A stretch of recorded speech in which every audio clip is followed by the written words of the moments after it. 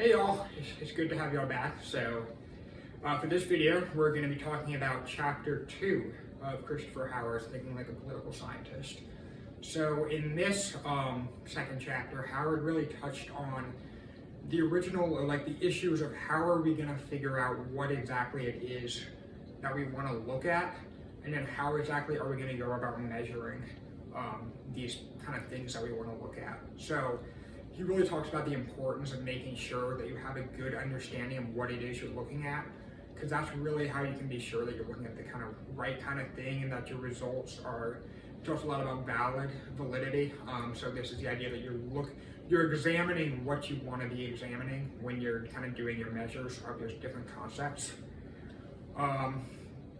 So he also goes a little bit into like the different types of measurement. So that's going to be nominal, ordinal, interval, and ratio, and then a little bit into the kind of different ways that variables can interact with each other, whether that be direct or inverse relationships, or really there's a lot of other things like spuriousness.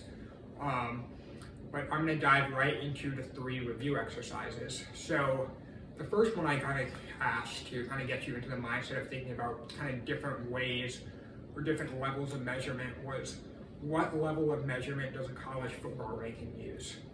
So I think one thing that's really important when we first think about this is, so basically the way a college football ranking works is you have the top 25 teams, and so there clearly is a kind of distinct ranking, but at the same time it's not really clear kind of to the average viewer of how those rankings are separated. There's not really a clear interval between each ranking. So like 23 to 24 isn't like the same value as 24 to 25. So we can't really make that kind of claim.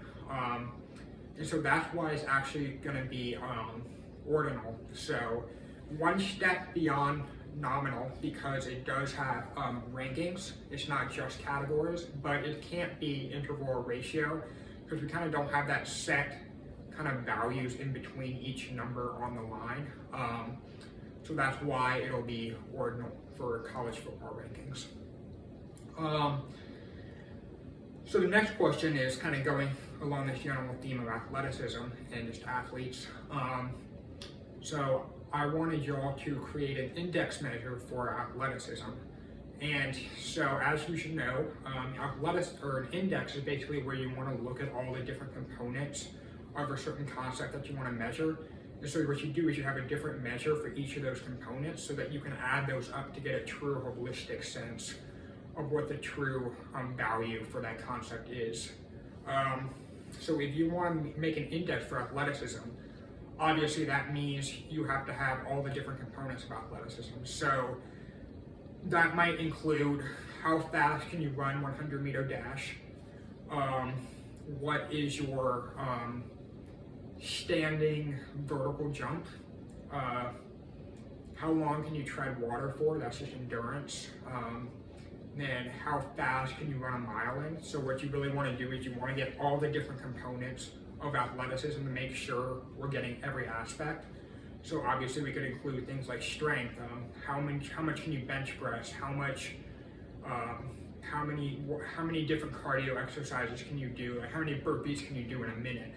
Just looking for any possible way to bring all the different categories together so that we have a holistic understanding of this index measure is really important. So the last exercise I had y'all do was I want you to name one exercise that you suspect would be, or one relationship, that you suspect would be direct, and one that you would suspect would be inverse.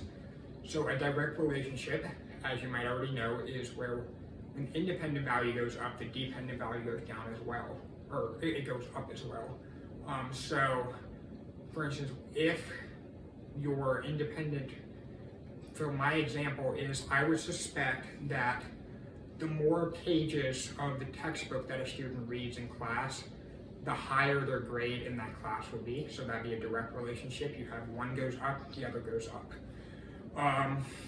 But then also for an indirect or an inverse relationship where one goes up and one goes down, I would say the more classes that a student misses over the course of a semester, the lower their grade is going to be. So in that case, you have classes goes up that you missed, and then your grade goes down. So that kind of inverse relationship.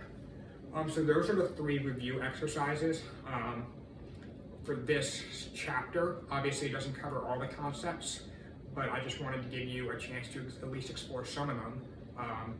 And I'm excited to see you again for chapter 3. Thank you.